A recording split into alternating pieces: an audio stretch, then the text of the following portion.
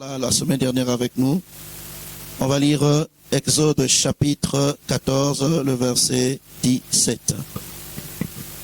Exode chapitre 14, le verset 17 à 18. Lisons la parole du Seigneur dans Exode chapitre 14, versets 17 à 18.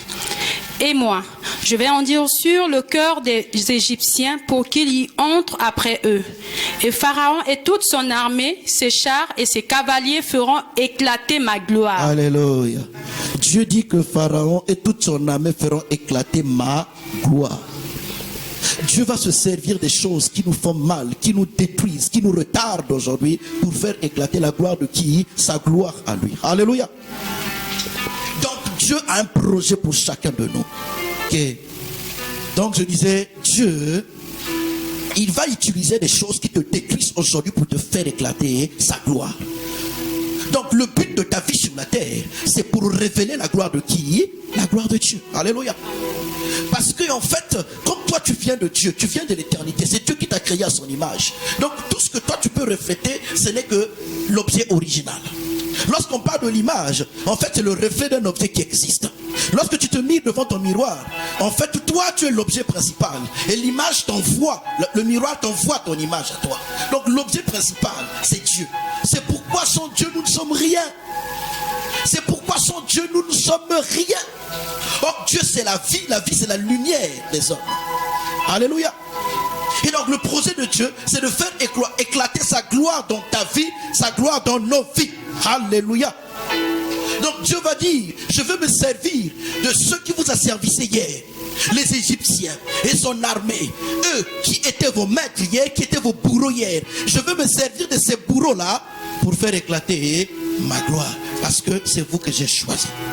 Donc il y a des choses que tu vas vivre parce que Dieu veut faire éclater sa gloire. Alléluia. Maintenant, nous avons traité la question de pourquoi Dieu veut éclater sa gloire. Nous avons dit qu'il y a deux raisons. La première raison, c'est que Dieu veut se révéler au monde.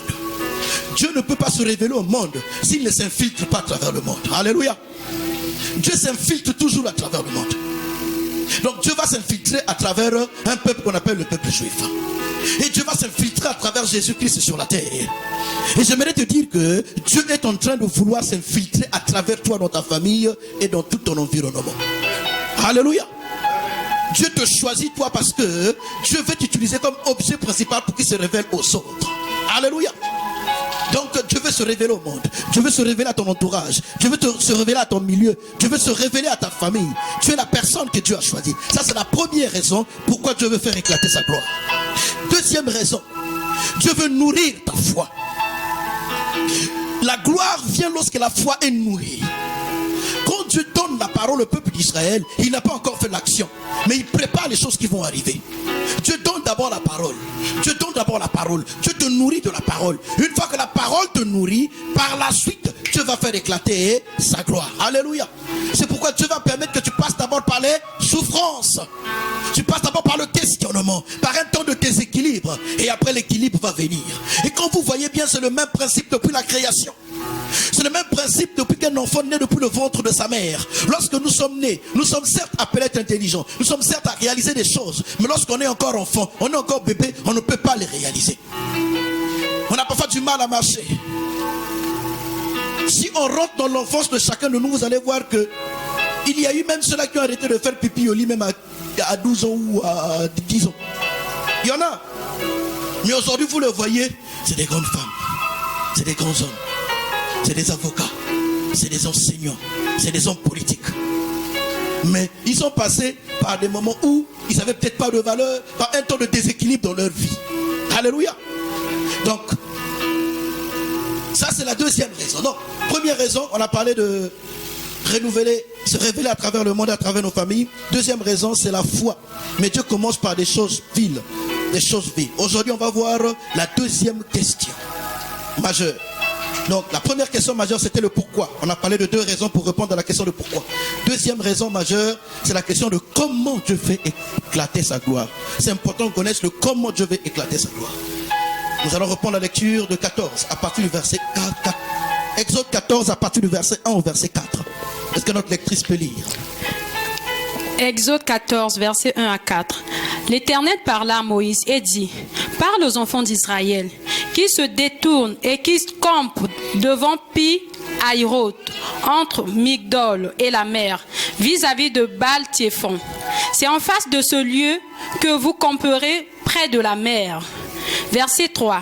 Pharaon dira des enfants d'Israël, « Ils sont égarés dans le pays, le désert les enferme.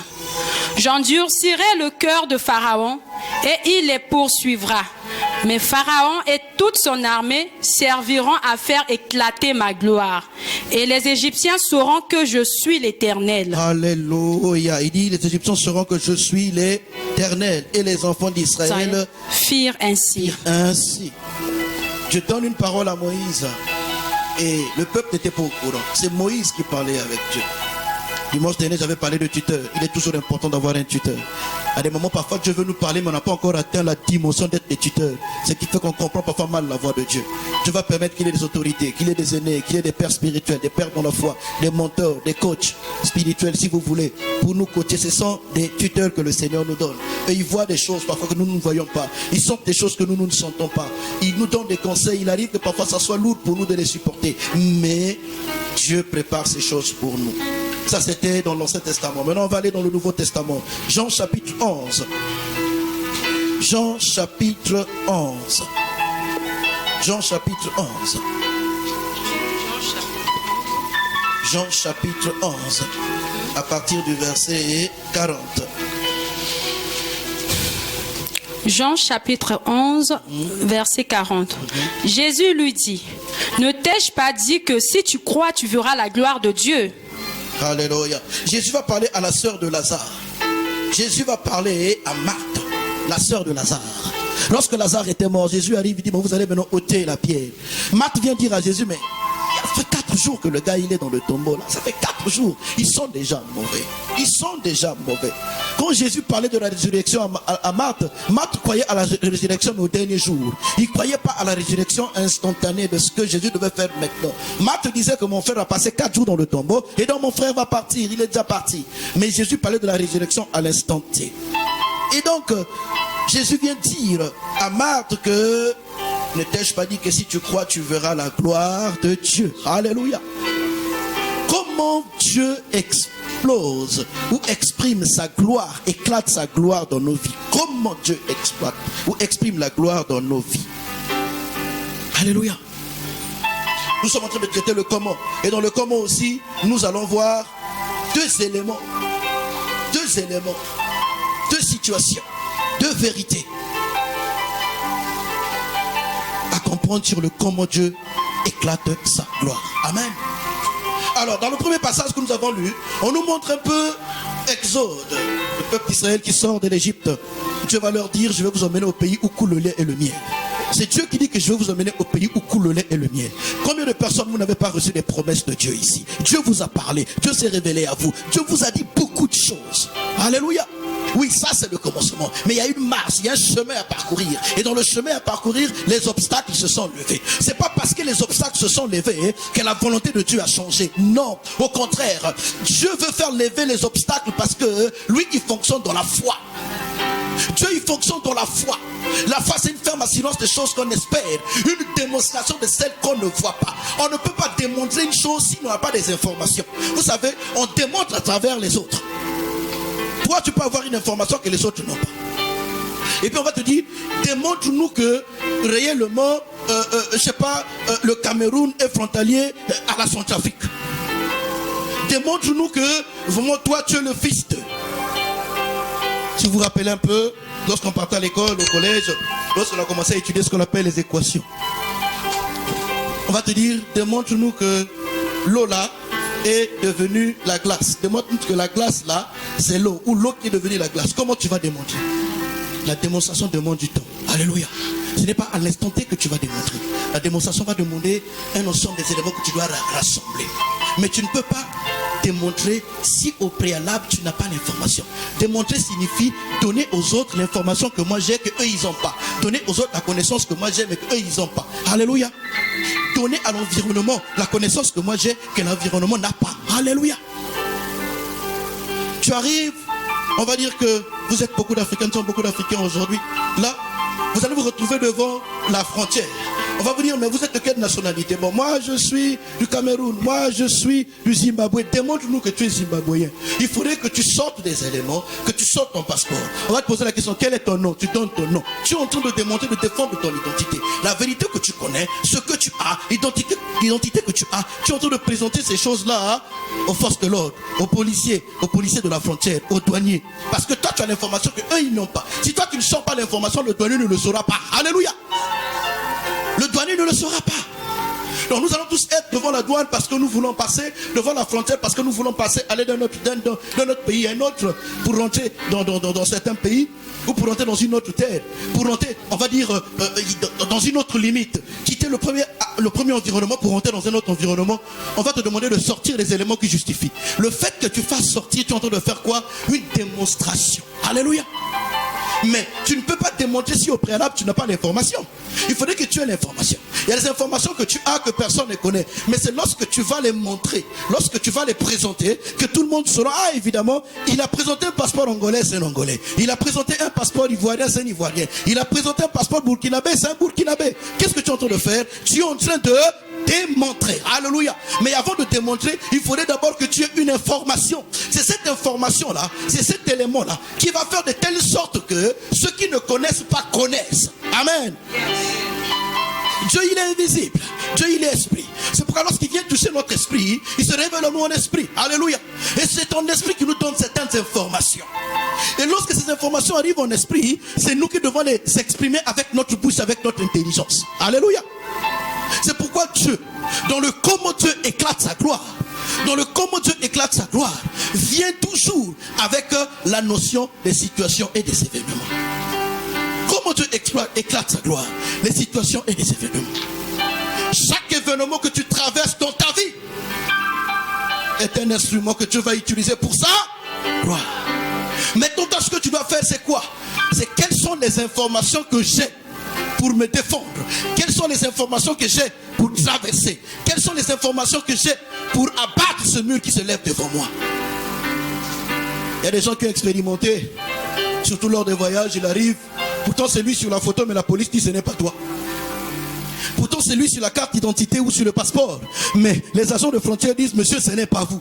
Qu'est-ce qu'il fait? Est-ce qu'il laisse les bras croisés? Comme il sait que c'est moi, comme il sait que c'est lui, qu'est-ce qu'il fait? Il défend.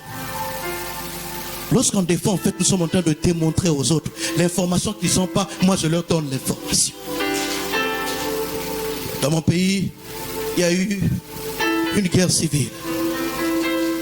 On était en 93. Il y a un monsieur qui arrive.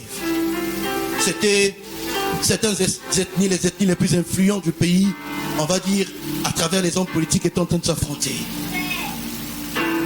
Et donc, il y a un monsieur qui arrive, on lui pose la question de savoir, mais toi, tu es de quelle ethnie? Tu es de quelle région? Tu es d'où, toi? On lui pose la question. Il fallait qu'il démontre ses origines pour traverser. Vous savez ce que le monsieur a dit? Le monsieur leur a fait sortir des proverbes, mais des proverbes des arrière-grands-pères, dans la langue de ceux dont eux ils voulaient écouter.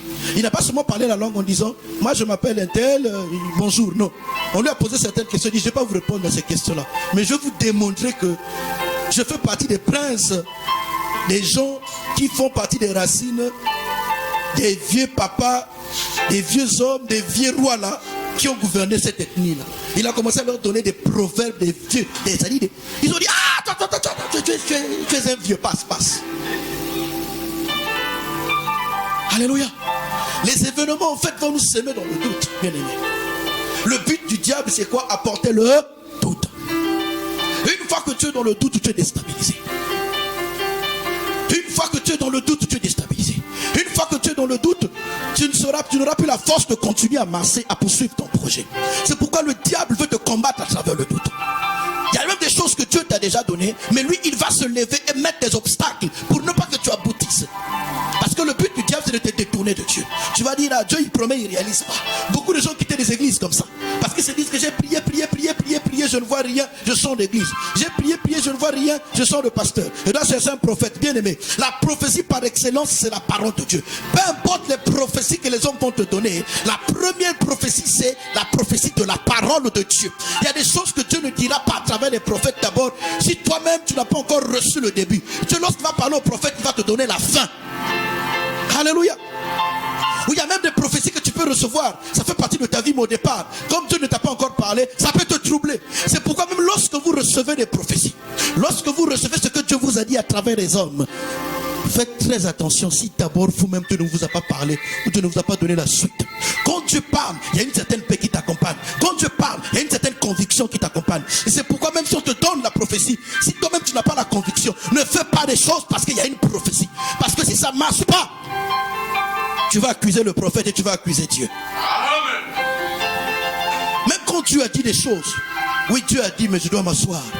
Que Dieu fasse grandir les choses en moi. Alléluia. Un homme de Dieu est en train de prophétiser un jour. Il me regarde, il prophétise sur moi, sur mon ministère. Et dit, toi, tu es un docteur de la parole de Dieu. Tu aimes lire la Bible.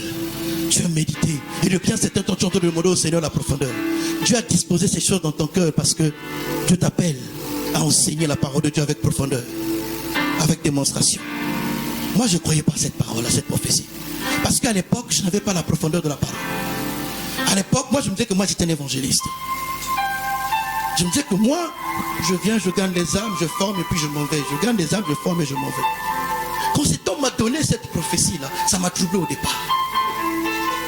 Je ne croyais plus en moi-même. Même quand j'enseignais, il y avait quelque chose qui manquait moi parce que ça m'avait troublé. Et quand je suis parti dans la présence de Dieu, j'ai commencé à prier. À un moment donné, Dieu ne me parlait plus. Ni par les visions, ni par les sens, ni rien. Ça dit que moi qui recevais des visions, quand je vous dis des visions, mais c'est des visions. Il y a même des choses que j'ai expérimentées dans des visions, je ne peux pas vous dire. Ça, c'est des choses qu'on libère seulement au pasteur. À des prophètes, à des gens qui vivent des choses. Pensez, Emmanuel, c'est de quoi je parle. Ma femme avec une chose, il y a un mois, elle dormait.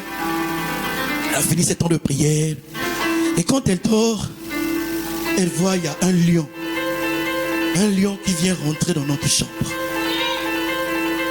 Ma femme dit, au nom de Jésus. Le lion est resté là, la regarder. Elle a eu peur, dans le songe. Et qu'est-ce qui va se passer? Elle va en bas du lit. Le lion en question se rapproche. Elle s'est dit, mais quel est le lion là? J'ai dit, au nom de Jésus, je ne vais pas fouiller. On se réveille le matin, ma femme me dit, mais j'ai fait un songe. J'ai rêvé ça. J'ai vu le lion, mais je dis au nom de Jésus. Dès qu'elle a dit le lion, j'ai dit au nom de Jésus, j'ai commencé à rigoler. Mais attends, pourquoi tu rigoles? Je t'ai même pas donné la suite du songe. J'ai dit à ma femme, c'est le lion de la tribu de Juda. Elle dit, oh, mais comment tu as su? Et elle m'a donné la suite. Il dit, comment tu as vu? J'ai commencé à détailler le lion. C'était un lion doré. Tu as vu son crémaillère. Comment c'était? On appelle ça quoi? Les crémaires. La crème, tu as vu sa crémière? Il dit oui, elle détaillait. Moi je complétais, il dit mais comment tu as su? Je dis non. Toute personne qui appelle à rentrer dans l'onction prophétique, Dieu doit te révéler à toi dans toutes les dimensions. Amen. Alléluia. Amen. Toute personne qui appelle à rentrer dans la dimension de l'esprit, prendre les choses du ciel, descendre, Dieu doit te révéler à toi dans toutes les dimensions. La dimension de la royauté. Le lion de la tribu de Juda nous est présenté dans le livre de Matthieu. Amen. Alors, qu'est-ce que je veux dire par là? Si je n'avais pas vécu cette expérience, est-ce que j'allais enseigner ma femme de cette expérience qu'elle avait vécue? Et quand tu seras devant certaines circonstances, que tu puisses démontrer. Alléluia. C'est pourquoi Dieu va s'arranger à ce que tu reçoives des choses. Donc je disais tout à l'heure que je vivais beaucoup d'expériences. Beaucoup d'expériences spirituelles. Je vous dis beaucoup. Il y a même des choses quand je me réveille, je dis non Seigneur, est-ce que ça c'est pas la sorcellerie? J'ouvre la Bible comme ça, je tente, je dis oh, tout ça c'était biblique. C'est des dimensions de l'esprit. Vous connaissez quel est le premier animal que Dieu a créé? Le premier animal de tous les animaux. Vous connaissez c'est quel animal? L'hippopotame. L'hippopotame est le premier animal que Dieu a créé. Le jour où Dieu m'a enseigné sur les 7 dimensions de l'onction, je vois l'hippopotame sortir des chutes, de cette chute. J'étais en pleine prière comme ça, c'était une vision. Après je dis mais l'hippopotame, j'ai dit mais c'est pas possible. J'ai été troublé. Et Dieu m'emmène dans le livre de Job. La première créature de Dieu c'est l'hippopotame. C'est pourquoi même des dimensions dans l'onction, dans la puissance, dans beaucoup de choses. Il faut passer par certaines expériences. Amen. Il faut vivre certaines choses. Maintenant, toi, tu vas dire, là, comme le prophète un tel le fait, le pasteur le fait, moi je peux le faire. Oui, c'est Dieu qui a donné. Mais Dieu, il te forme d'abord. Il te donne certaines paroles. Alléluia. Et un jour, un homme de Dieu, nous sommes dans les 5 ans passés, ou peut-être dans les 10 ans, il me fait asseoir, il me dit, tu sais pas, j'ai comme l'impression que toi, nous prêchons tous, mais toi, il y a des choses, tu as une certaine facilité. Quand tu pries facilement, tu libères l'onction. Et pourtant, c'est le même Saint-Esprit que nous avons tous. Toi, tu as un appel particulier. Oui, c'est vrai. Mais avant de démontrer, il faut d'abord recevoir, garder et avoir confiance à ce que Dieu t'a donné. Est-ce que tu sais que tout ce que Dieu te donne, c'est comme un jardin d'Éden? Il faudrait que tu cultives ce jardin. Il faudrait que tu gardes ce jardin. Le jardin d'Éden est le premier héritage que Dieu a donné à l'homme quand Dieu va le placer sur la terre. Toi aussi, quand Dieu t'appelle, il va te donner certains éléments qui sont pour toi un jardin d'Éden. La présence de l'Esprit en toi, tu dois l'entretenir. Alléluia. Sache que même depuis la création, quand Dieu va créer le ciel et la terre, la Bible déclare que la terre n'avait pas de forme et la terre était vide. Et la Bible déclare qu'il y avait des ténèbres au-dessus de la terre. Ça commence d'abord par les ténèbres. Et après, la lumière va venir plus tard. C'est pourquoi, dans ta vie aussi, tu dois comprendre que c'est d'abord les ténèbres qui vont venir. Même quand tu as des révélations, tu as des visions, tu as tout ça là, c'est d'abord les ténèbres qui vont te précéder. Et la Bible déclare que Dieu dit que la lumière soit, et la lumière fut. Et c'est ainsi que Dieu va séparer la lumière avec les ténèbres. Et donc c'est pour dire quoi? Que c'est le même principe depuis la création. C'est le même principe dans ta masse chrétienne. C'est le même principe sur la terre. C'est le même principe dans chaque événement, dans chaque circonstance de la vie. Alléluia. Maintenant, ce que tu dois savoir, la première vérité à savoir. Dans la première question majeure, on a vu des raisons. Mais dans la deuxième question majeure, dans le comment, on va parler des vérités à savoir. La première vérité à savoir dans le comment, c'est que dès lors que tu viens au Seigneur, dès lors que tu donnes ta vie à Dieu, dès lors que ton cœur est ouvert devant Dieu, dès lors que tu as ouvert ton cœur au Seigneur, bien-aimé, le jour où tu donnes ton cœur à Dieu, Dieu commence à prendre le contrôle de ton espace et le contrôle de ta localité. Dès lors que tu donnes ta vie à Dieu, Dieu a commencé à prendre le contrôle. Maintenant, le problème est que dans le comment là, nous ne donnons pas à Dieu la possibilité de prendre tout le contrôle. Il y a des choses que nous donnons à Dieu de prendre le contrôle, mais il y a des choses que nous voulons garder. Seigneur, prends le contrôle de ma vie, mais ne prends pas le contrôle de mes finances. Ce qui fait que dans tes finances, tu vas continuer à fonctionner comme toi tu fonctionnais, alors que quand Dieu rentre dans ta vie, Dieu doit être aussi le premier dans tes finances. C'est pourquoi on parle de la notion de la dîme. La dîme signifie en fait l'interdit que Dieu donne à l'homme, la part de Dieu, le respect, la soumission à Dieu dans les finances.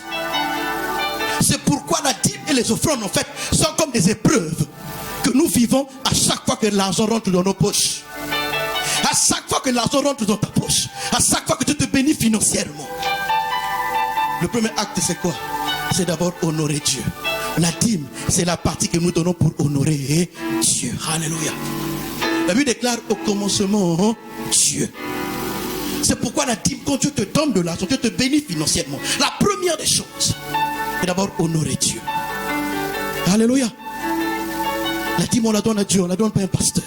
Maintenant, c'est vrai que Dieu peut te dire, va donner au pasteur. Oui, c'est possible. C'est Dieu qui doit te le dire. Cette dîme-là va donner au pasteur, va donner à mon serviteur, va donner à ma servante, oui.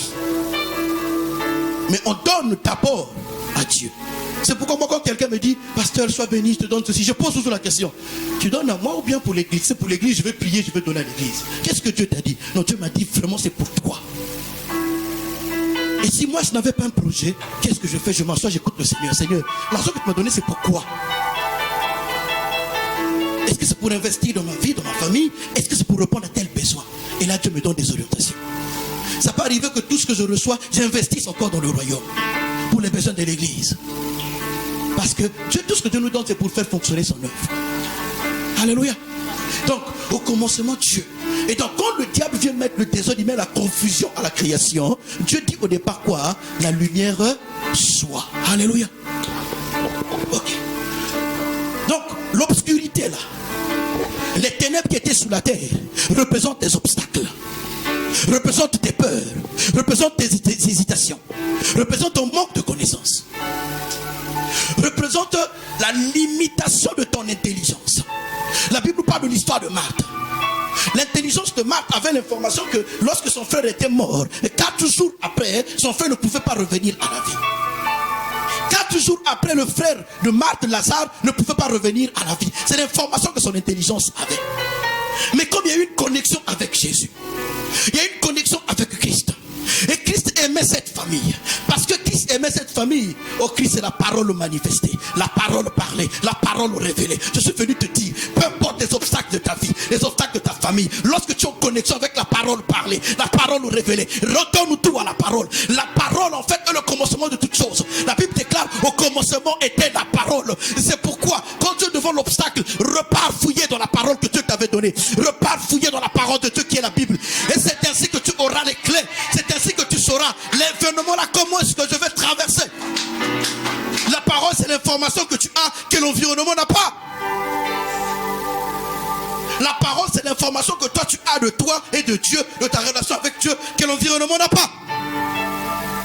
Quelle est l'information que tu as de toi? Quelle est l'information que tu as de ta relation avec Dieu? Quelle est l'information que tu as? Quelle est l'information que tu as? Tu veux que Dieu explose ou éclate sa gloire dans ta vie. Parce que Dieu t'a envoyé sur la terre pour que tu vives sa gloire. Et que ta vie avance de gloire en gloire. Mais seulement pour que Dieu éclate sa gloire, il est important que tu aies des informations divines. C'est la clé que tu vas utiliser pour te montrer. Alléluia. Et on te montre devant des événements. On te montre devant des situations. Mais tu ne peux pas te montrer si tu ne prends pas conscience que Dieu a pris le contrôle des événements. Alléluia. C'est pourquoi dans Exode chapitre 14, à partir du verset 1 au verset 4, la Bible nous dit, Dieu a dit à Moïse là où il devait camper. Dieu a dit à Moïse là où il devait se reposer. Dieu a dit à Moïse là où il devait mettre une pause. Comme on avait dit le dimanche dernier. Quand Dieu met une pause, toi tu t'attends que le Seigneur te parle. Dieu ne te parle plus. Comme moi à cette époque-là, Dieu ne me parlait plus. Je n'avais plus de songes, je n'avais plus de vision. Dieu ne me parlait plus. Je me posais la question, mais Seigneur, qu'est-ce qui ne va pas? Je ne pouvais pas être dans la présence de Dieu sans recevoir des visions et des songes. Mais à un moment donné, il y avait comme une pause. Et qu'est-ce qui s'est passé? J'ai commencé beaucoup plus à lire la Bible. J'ai dit, bon, je ne m'occupe plus des sons ni des visions. J'étais beaucoup plus sur la parole. Et c'est à cette époque-là que la dimension du côté docteur a commencé à se manifester dans ma vie. Plus je lisais la parole, plus j'avais comme des flashs. Il y avait comme des flashs. Et à un moment donné, même quand j'étais dans la délivrance, j'étais dans l'exercice du ministère, ça dit qu'il y a des choses qui étaient des paroles de connaissance. Pour moi, ce n'était plus des paroles de connaissance. Dès que je vois une situation, je commence à réciter juste la Bible, les versets que je lisais. Tout commençait à se passer comme sur les roulettes. Parce qu'en ce moment-là, la prophétie que tu avais donnée était dans le temps d'accomplissement. Et c'est après que j'avais compris ces choses-là. Alléluia. C'est pourquoi les prophéties, quand on vous donne ces prophéties avant le temps, vous n'êtes pas dans le bon environnement. Ça peut vous détruire au lieu que ça puisse vous construire. Même l'amour de Dieu est une prophétie. Dieu était beaucoup plus dans la colère. Quand les enfants ou le peuple de Dieu faisait mal, Dieu frappait beaucoup plus. Mais Dieu avait dit que son amour va se manifester à travers Christ. C'est pourquoi il déclare que ne réveillez pas l'amour avant qu'il ne soit temps. Tous ceux qui ont réveillé l'amour avant qu'il ne soit temps, ils se sont écartés de Dieu. Ils ont précipité les choses qui n'ont pas pu continuer. Ils sont arrêtés en chemin. Parce que le diable a pris le contrôle. Alléluia. Donc c'est pour dire que, premièrement, lorsque Dieu rentre dans notre vie, la première chose à savoir, la première vérité à savoir, c'est que Dieu prend le contrôle. Et quand Dieu prend le contrôle, nous devons marcher dans l'obéissance. Parce que quand Dieu prend le contrôle, c'est qu'il veut réaliser des choses avec toi. S'il y a des choses que tu n'as pas compris aujourd'hui, que tu n'as peut-être pas compris maintenant, alors laisse Dieu agir. Parce que Dieu est en train de prendre le contrôle. Israël ne savait pas. Moïse le savait, mais Israël, le peuple, ne savait pas. Nous ne sommes pas tous des Moïse, mais nous sommes tous le peuple. Nous ne sommes pas tous des Moïse, mais nous sommes tous le peuple. Dieu va dire à Moïse, l'Éternel parla à Moïse et dit, parle aux enfants d'Israël et qu'ils se détournent et qu'ils campent devant Pitaérod, entre Migdod et la mer. C'est Dieu qui va donner la localisation. Le peuple ne savait pas. Dieu va dire, je vais vous empêcher d'avancer. Je vais créer un événement. Je vais créer un obstacle. Et il dit, en face de Migdol et de la mer, vis-à-vis de Baal-Zephon. C'est Dieu qui va créer des événements. Dieu va orchestrer des événements. Mais quand Dieu orchestre ces événements, il est en train de prendre quoi? La prise de contrôle. Maintenant, comment donner le contrôle à Dieu? C'est marcher dans l'obéissance. Ce n'est pas résister. Combien de fois tu as résisté à la parole de Dieu? Combien de fois tu as résisté à ce que Dieu te demandait de faire? Je parlais avec un frère en ligne au téléphone. Il habite en Europe. Il m'appelle, il me dit, pasteur, j'étais en train de prier. Dieu m'a dit, reste éveillé jusqu'à 5 heures. Reste éveillé jusqu'à 5 heures. Mais moi, je dis, j'écoutais cette fois après, j'ai dit, mais je suis fatigué. Continue à prier. Il dit, je suis fatigué, Seigneur, je suis fatigué. Amen, amen. J'ai dormi. Mais quand j'ai dormi, pasteur, j'ai fait des songes bizarres. Il dit, il a comme ça m'expliquer le songe. Après, il dit, j'ai vu comme en vision, toi et ta femme, vous descendez dans l'hélicoptère. Vous êtes venu avec un caméraman. Et moi, j'ai commencé à vomir. J'ai vomi des œufs. J'ai vomi des trucs. Il a comme ça dit tout ce qu'il est en train de vomir. J'ai dit, en fait, Dieu était en train de te dire, il fallait que tu vives cette délivrance de manière éveillée. Parce que le fait que tu as dormi, comme tu n'as pas exécuté, tu n'as pas écouté le Seigneur, il y a des choses qui se sont arrivées. Je ne vous raconte pas les autres images qu'il a reçues dans les songes. Des images bizarres. Si tu veux donner le contrôle à Dieu, marche dans l'obéissance. Même quand tu ne comprends pas, marche dans l'obéissance. Ça, c'est dans le comment tu vas le faire. Quand tu sais que tu sens que Dieu commence à te demander beaucoup de choses, c'est que tu es en train d'aller vers l'éclatement de la gloire de Dieu dans ta vie. Quand tu sens que Dieu commence à devenir exigeant avec toi, il y a des choses que tu faisais avant, mais aujourd'hui Dieu te dit ne le fais pas. Mais hier je le faisais, mais Dieu te dit ne le fais pas. Il y a des choses que tu avais une certaine aisance, mais à un moment donné, parfois ça va devenir difficile. Sache que Dieu est en train de prendre le contrôle. Dieu va dire à Moïse, tu vas leur demander, ils vont camper là, ils vont faire un camp, ils vont établir des tentes, ils vont rester là. Il y a beaucoup de gens, Dieu vous a fait passer par le Maroc parce que Dieu voulait vous emmener quelque part. Mais il y a des leçons, si vous ne les avez pas compris pendant que vous êtes au Maroc, Dieu ne vous ouvrira pas la porte pour continuer. Je vous dis, il y a des liens si vous ne les brisez pas ici parce que Dieu a fait du terre du Maroc une terre de brisement, un désert pour vous briser, pour vous parler. C'est pas pour rien que nous sommes aujourd'hui dans un pays où nous sommes à proximité des déserts. Et une grande partie de l'étendue du territoire marocain est couverte par le désert. Pas comme dans d'autres pays d'Afrique. C'est que Dieu vous a placé là comme une pause parce qu'il y a des choses que Dieu veut faire avec vous. Tout ce que Dieu attend de vous, c'est de l'obéissance. Et quand vous obéissez, là, qu'est-ce que Dieu est en train de faire? Il est en train de prendre le contrôle des événements.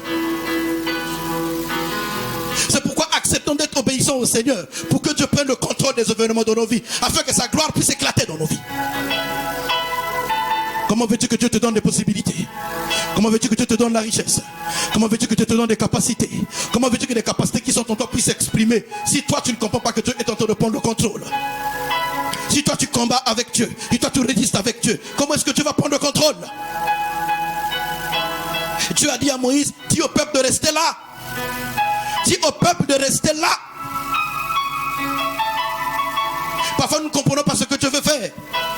Et tant que nous sommes confiants qu'il a pris des choses, quand même ça nous fait mal, quand même les larmes vont couler. La Bible déclare, celui qui sème avec larmes finira par moissonner avec joie. Accepte-le. Sème dans tes larmes. Mais pendant que tu es en train de semer dans tes larmes, Dieu est en train de prendre le contrôle. Nous tous arrivent des moments où nous cherchons des prophètes. Nous oublions que nous sommes nous-mêmes prophètes. Amen, pasteur. Il sait de quoi il parle. Amen. Un jour peut-être qu'il va vous le témoigner. Quand il avait perdu sa femme, c'était difficile pour le faire. Il cherchait la voix de Dieu. Il cherchait la voix de Dieu. Il m'appelait tout le temps sous pleurs au téléphone, pasteur, pasteur. Mais vous savez, quand tu marches dans l'obéissance, quand il a dit Seigneur, je lâche tout, je lâche tout, je lâche tout. Bien aimé, le fait de commencer à rentrer dans des choses où tu as commencé à lui parler, le pourquoi, le comment, qu'est-ce qui s'est passé, pourquoi. Il a dit merci Seigneur. Il va vous le témoigner un jour. Bien aimé, la parole, Jésus dit que ma parole est quoi? Est esprit et Nous acceptons le côté esprit, mais le côté vie là. Frère, la vie se manifeste à travers qui? À travers un arbre? À travers toi. Ta vie va se manifester à travers toi. Alléluia. Mais c'est dans l'obéissance. Et une fois que tu obéis, frère, n'aie pas peur de tes combats, n'aie pas peur. La Bible déclare que vous garderez silence et je combattrai pour eux. C'est dans le comment Dieu explique les choses. Alléluia. Et tout serviteur de Dieu, tout serviteur de Dieu, tout homme qui appelle à vivre des grandes choses, lorsqu'il passe dans des temps où c'est difficile, tu dois comprendre que Dieu veut quoi? Dieu veut mettre pause, Dieu veut localiser les choses et Dieu veut m'emmener quelque part. Alléluia. Je bénis Dieu pour cela. C'est pourquoi, frère, qu'est-ce que tu n'as pas encore donné le contrôle à Dieu? Regarde dans ta vie.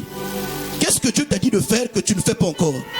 À chaque fois que tu résistes, tu vas continuer à rester là.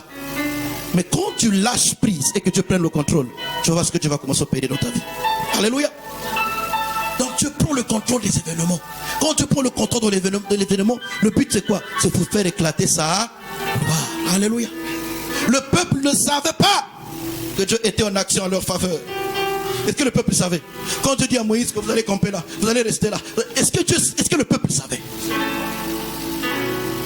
Tu ne sais pas, mais tout ce que j'aimerais te dire, Dieu n'est pas d'un fils de l'homme pour mentir et pour se repentir. Tout ce qu'il a dit, il le fera. Tout ce qu'il a programmé, il va réaliser cela avec toi. Maintenant, il faudrait que toi, tu lui laisses l'espace. Tu lâches prise et que le Seigneur opère. Alléluia. Et plus tard, dans le comment, parce que dans le comment, c'est l'action. Dans le comment, c'est l'attitude. Dans le comment, c'est le comportement. Le comportement, premier comportement où la première vérité, c'est lâcher prise. Laissez Dieu prendre le contrôle. Deuxième comportement, Exode chapitre 14, verset 14. Exode chapitre 14, verset 14. L'Éternel combattra pour vous et vous garderez le silence. Oh Jesus. Il dit l'Éternel combattra pour vous et vous garderez le silence. Il y a des choses quand vous ne comprenez pas. Qu'est-ce qu'il faut faire? Laissez Dieu vous garder silence. Le peuple a commencé à bouder. Vous lisez au verset 15, au verset 13. Le peuple a commencé à bouder. Il commence à bouder. La Bible déclare au verset 13. Moïse répondit au peuple: ne craignez point, restez en place et regardez la délivrance que l'Éternel va vous accorder ce jour. Vous garderez silence.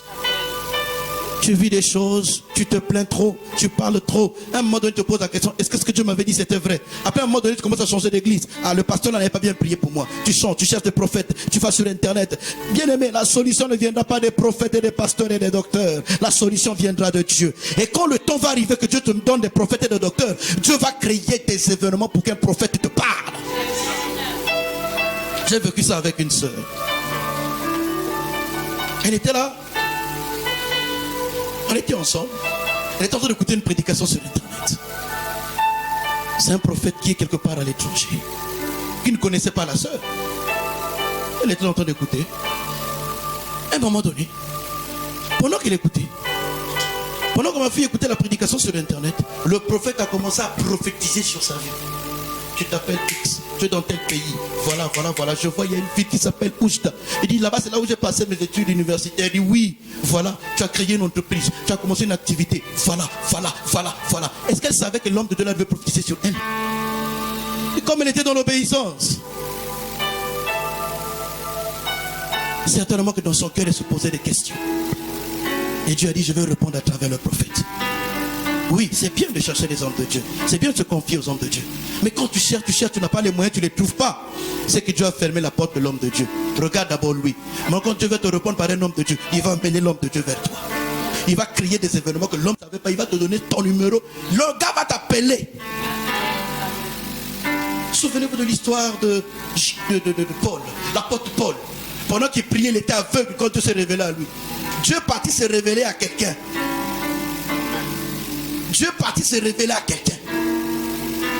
Il dit à cette personne: tu vas prier pour Paul, il est dans tel quartier, va le voir.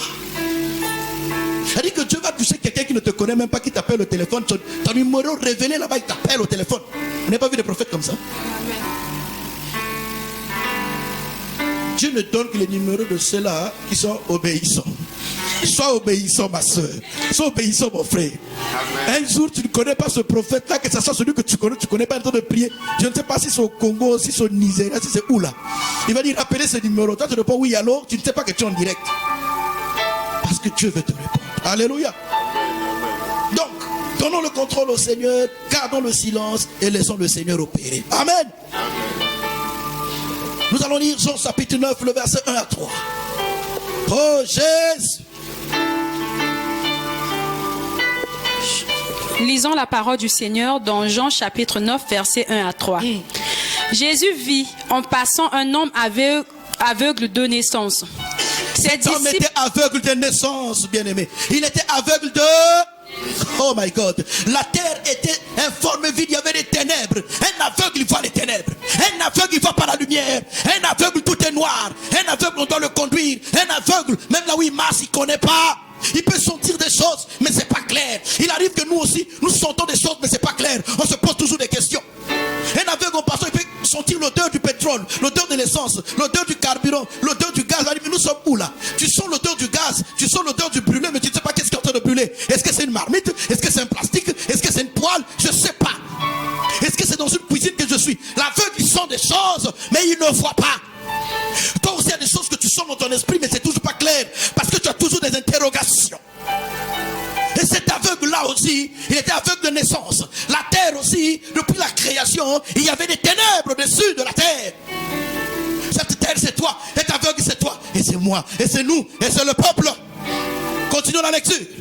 Ses disciples lui firent cette question. Rabbi, qui a péché, cet homme ou ses parents, pour qu'il soit né aveugle?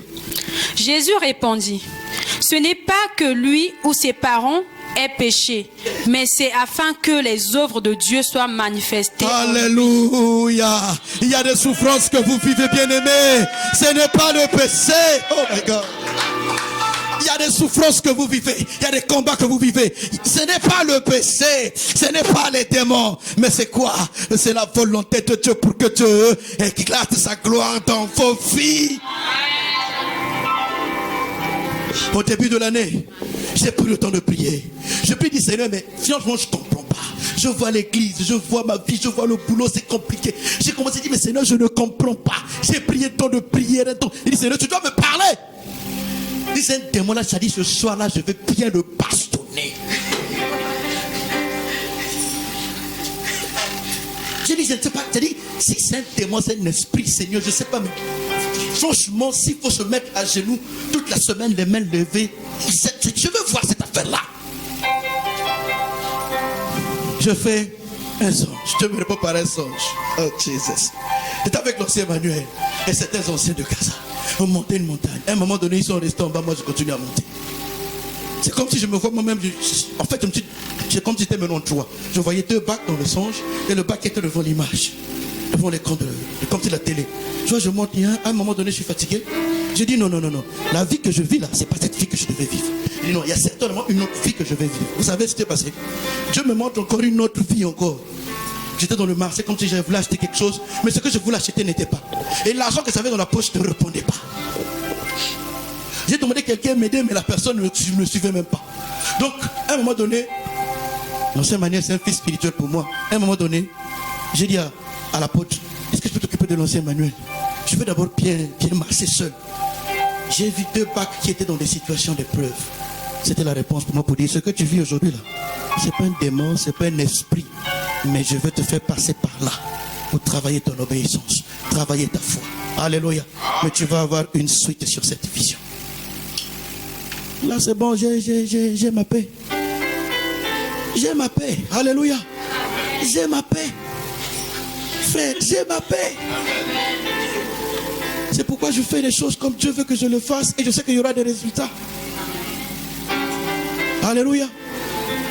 D'où le dimanche dernier, depuis le début du mois, il a Dieu en train de me dire, rentre en profondeur, rentre en profondeur. Là, je suis encore en train d'écouter Dieu. Il dit, Seigneur, ce qui n'est pas trop clair, donne-moi cette clarté des choses pour que je le fasse. C'est vrai que les souffrances que vous vivez, ce sont des démons. Oui, c'est vrai. C'est les combats spirituels, c'est la famille, c'est tout ça. Oui, c'est vrai. C'est les liens de famille, oui. Mais il y a aussi des choses que vous vivez. Vous êtes dans l'aveuglement parce que Dieu veut faire éclater ça. Là où Dieu t'a révélé, parle, crie, impose au nom de Jésus. Mais là où Dieu ne t'a pas révélé, remets la gloire à Dieu et laisse le Seigneur opérer. Alléluia. Est-ce qu'il y a quelqu'un qui est aveugle? Quelqu'un ne va-t-il pas bien? Amen. Est-ce que tu as compris les deux questions fondamentales? Est-ce que tu as compris les deux questions majeures? Pourquoi et comment Dieu veut exprimer, explorer sa gloire dans ta vie? Je proclame que cette année, si tu marches dans l'obéissance, je proclame que cette année, que l'obéissance soit ton partage. Et que cette année, la gloire de Dieu capode éclate sur ta vie par le nom de Jésus-Christ de Nazareth. Que cette année, nous puissions témoigner de ce que toi tu vas vivre. Que cette année, ta famille puisse témoigner de ce que toi tu vas vivre. Que cette année, ceux qui ont vu ton malheur, qui ont vu ta bassesse, voient et témoignent ta grandeur. Tu as dit à Abraham que je rendrai ton nom grand.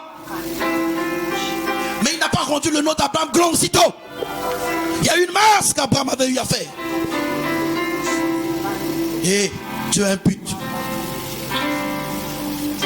Tu as un but. Si tu veux exprimer ou éclater sa gloire dans ta vie, il y a un but.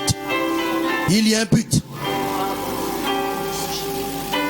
Apocalypse chapitre 19, le verset 1 nous présente le but. Apocalypse chapitre 19. Apocalypse chapitre 19, verset 1. Après cela, j'entendis dans le ciel comme une voix forte d'une foule nombreuse qui disait Alléluia. Alléluia. Continue. Le salut, la gloire et la puissance sont à notre Dieu. Le salut, la gloire, la puissance sont à notre Dieu. Mais c'est le peuple qui est élevé. Ça, c'est la fin de l'église. C'est ce qui va se passer dans le ciel. Alléluia. Mais avant que Dieu ne termine les choses dans le ciel, il commence d'abord ça sur la terre. C'est pourquoi Dieu, il va passer à travers Jésus, il va emmener les disciples sur la montagne de la transfiguration. Ils ont vu Moïse, ils ont vu Élie. Et ils ont vu Jésus dans leur gloire. Et Dieu a parlé. Ça, c'est la fin des choses. Mais Dieu commence à les opérer d'abord sur la terre. C'est pourquoi Dieu veut que toi, tu puisses témoigner. Que tu dises Alléluia. Alléluia. Le salut, la gloire et la puissance sont à notre Dieu. Parce que je me suis réfugié en Dieu. Je me suis cassé en Dieu. Je me suis cassé en Dieu. La puissance de Dieu a dominé toutes les puissances de ma famille. A dominé toutes les puissances de la terre. A dominé toutes les puissances de la terre. A dominé pour que Dieu éclate sa gloire. Et que c'est témoin la grandeur de Dieu. Alléluia. Le but de Dieu, c'est que tu vives le salut, tu vives la gloire et tu vives la puissance de Dieu. Alléluia. Et Jean chapitre 18 nous montre, pour nous conclure le but, Jean chapitre 1 le verset 18. Jean chapitre 1. Le verset 18. Jean chapitre 1 le verset 18. Petite chose, oui. Personne n'a jamais vu Dieu. Le Fils unique qui est dans le sein du Père est celui qui l'a fait connaître. Alléluia. Qui a déjà vu Dieu? Personne. Mais qui a fait connaître Dieu? Le Fils. L'apôtre Paul dit, ce n'est plus moi qui vis, mais c'est... Ok. Alors, le but ultime du comment et du pourquoi. Parce que Dieu veut faire de toi le missionnaire du Père. Dieu veut faire de toi le missionnaire du Père. Dieu veut faire de toi la missionnaire du Père. Jésus est venu sur la terre, manifester le salut, manifester la gloire, manifester la puissance pour venir révéler Dieu. Puisque Dieu, personne ne le connaissait. Personne ne le connaissait. Le Fils unique qui était au sein du Père, il est venu révéler. Alors, lorsque Jésus est venu, il est venu habiter en toi. Parce qu'il est venu habiter en toi. Ce n'est plus toi qui vis, c'est Christ qui vit en toi. Alors, toi aussi, en fait, tu es parti dans le sein du Père. Dieu t'a transformé. Tu es en train de faire un travail. Dans ce travail que tu es en train de faire, c'est la foi, c'est la confiance, c'est l'humilité, c'est l'obéissance. Après, tu vas sortir du sein du Père, toi aussi, pour aller révéler le Père. Alors, Dieu, il veut exprimer sa gloire parce qu'il veut faire de toi un missionnaire. Une missionnaire dans ton travail. Un missionnaire. Une missionnaire dans ta famille. Un missionnaire. Une missionnaire sur la terre. Dans le milieu du sport, le diable a déjà pollué. Dans le milieu de la politique, le diable a pollué. Dans tous les milieux, le diable a pollué. Oh, Dieu va prendre les managers en sport. Dieu va prendre les sportifs. Il va vous emmener dans le sein du Père. Ah, il va vous mettre Jésus. Il va vous peindre Jésus. Il va peindre Jésus en vous. De telle sorte que vous soyez transparent. Que le tableau qui sera sur vous soit Jésus. Et il va vous envoyer dans le milieu du sport pour aller révéler qui? La gloire de notre Père.